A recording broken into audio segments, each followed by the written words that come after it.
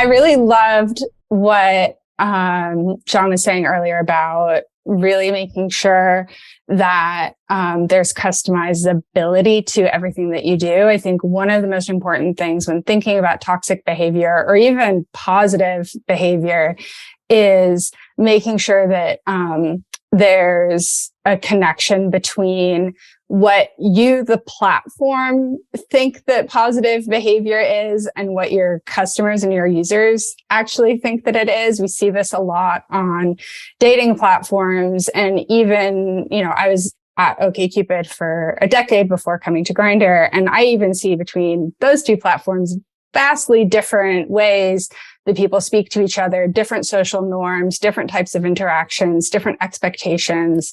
They mentioned toxicity in video games earlier. I think that's a really interesting example where if you're playing a video game, the other person's identity is doesn't really have much, if anything, to do with what you're doing. It doesn't matter the gender of the other person or their ethnicity. You're there to play the game together. Whereas on a dating app, your personal identity is incredibly important. And some people only want to connect with others who are of the same background, especially if they're marginalized. They want to be with somebody who understands what that was like. And so they will bring identity into it a lot. And then they will use reclaimed language to describe themselves. And that isn't toxic. That's trying to create these pro-social healthy behaviors, but can be flagged as potentially toxic if taken out of context. So I think looking at not only what the values of the company are, but also what are the values of your customers and the different use cases of customers, because people will have different tolerances, even for things like reclaimed language. Some people have no tolerance whatsoever for it, whereas others say it's an important part of healing. And then, how do you connect those things with automations and rules and really making sure that you're having a system that is fair to everybody and makes sense to everybody and can be customized in a way that makes sense. We all have different guidelines, different rules. We're coming from very different places. Alice works at a dating app. We're a gaming virtual world space. So the requirements are different, and there's never an out of the box product that would solve it for all of us. So one of the important things that we understood in the first sort of 6 months, and it's still ongoing, is in our pathway with Spectrum has been, at least on the focus on negative stuff, has been training that model. We have to understand what toxicity is to InView or to With Me, and it may be different amongst our own properties. So the training is super important. But going back to the whole retention thing, so one of the reasons we're super enthused about continuing on the path of promoting the pro-social behaviors is going back to our greeting program, our greeter program. We realized pretty early on that was going to be really successful for us in terms of improving retention. So we dove really deep into understanding why and who was more successful than, say, someone else in the program and all that. We found, up to 100x improvement in retention if a new user had a positive social experience in their first couple of weeks on the platform.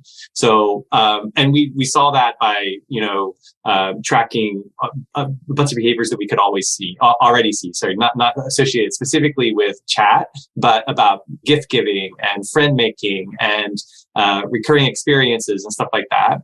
So, and then we tracked, amongst that greeter program, why was someone better than the other? And it's because they made a deeper connection with the new users they were encountering.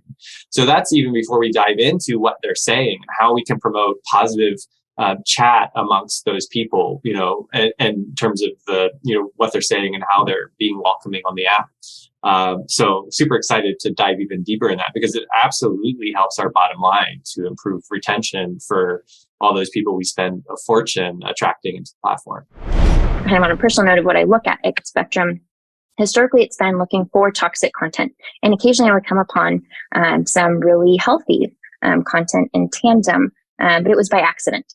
An example that comes to mind often when discussing this is I found a conversation on a large platform where a user had said that they had thoughts about self-harm.